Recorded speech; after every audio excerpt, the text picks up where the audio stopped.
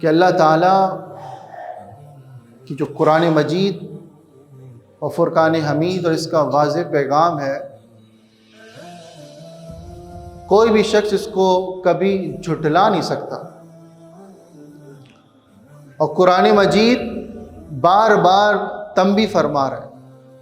بار بار نیک اعمال صالحہ کرنے کی تلقین کر رہا ہے۔ جتنی پچھلی قومیں آئیں اور جنہوں نے اللہ کی نافرمانی کی، ان کو بھی تلقین کی گئی آسمانی کتابوں کے ذریعے، اور اپنے اللہ نے منتخب کردہ بندوں کے ذریعے اپنے پیغام کو عام کیا اور اپنے احکامات اور اپنی پیغام کو لوگوں تک بتایا۔ جو نیک لوگ تھے انہوں نے اللہ کے پیغام کو سنا اور اس پہ عمل کیا، اور جو برے لوگ تھے، جو بد کی طرف تھے، انہوں نے بدی کو اختیار کیا، تو اللہ تعالیٰ نے ان کو تباہ و برباد کر دیا، عبرت کا مقام بنا دیا۔ قومیں ہی قومیں، قرآن مجید میں کئی قوموں کا ذکر ہے، قوم نوح کا بھی ہے، قوم بنی اسرائیل کا بھی ہے، قوم لوط کا بھی ہے، قوم سود کا بھی ہے،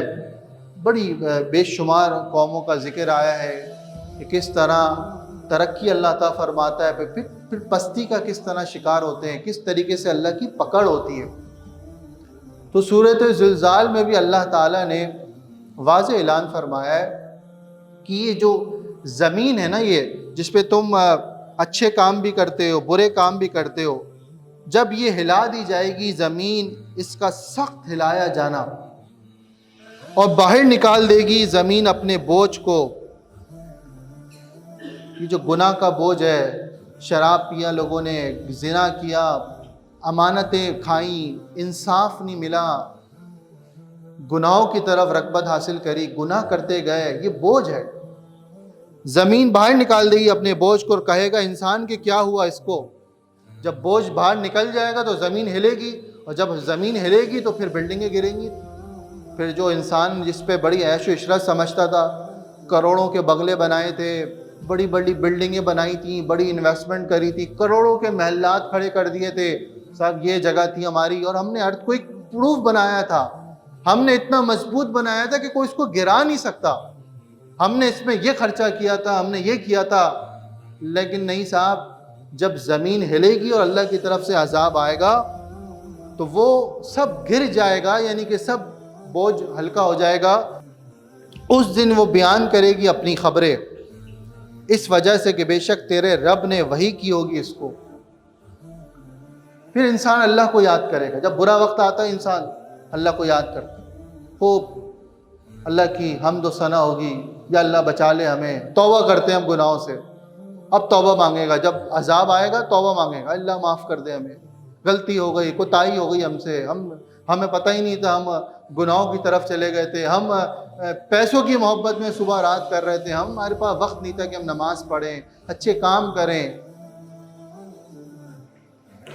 اس دن لوٹیں گے لوگ الگ الگ ہو کر، تاکہ وہ دکھائے جائیں اپنے اعمال، لوگوں کو ان کے اعمال دکھائے جائیں گے۔ تم نے ذرہ سے ذرہ برابر بھی نیکی کی ہوگی، تمہیں دکھائی جائے گی، تمہاری کوئی بھی نیکی رائے گا نہیں جائے گی۔ زندگی میں تمہیں کوئی بھی تکلیف ملی، جسمانی طور پہ، روحانی طور پہ، کم یا زیادہ، اس کی وجہ سے بھی تمہاری گناہوں کو معاف کر دیا جائے گا۔ تمہاری دنیا میں ہی تکلیف اٹھائی تم نے، تمہارے اعمال میں لکھ دیا جائے گا، اس نے تکلیف اٹھائی، اس کے چھوٹے چھوٹے گناہ معاف کر دیے جائیں گے۔ لیکن تم نے گناہ کیا اور گناہ پہ گناہ کرتے گئے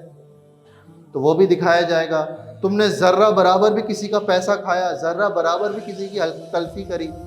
کسی کا مال کھایا، کسی کو جان سے نقصان دیا، کسی کو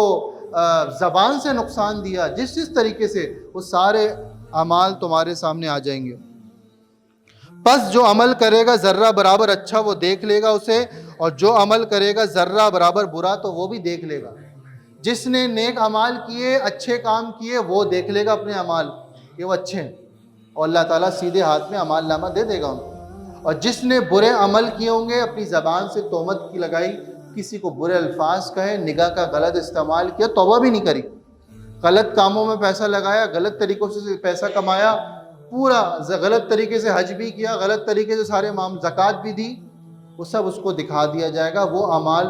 جو برے اعمال نامہ ہوگا وہ اس کے الٹے ہاتھ میں دے دیے جائیں گے۔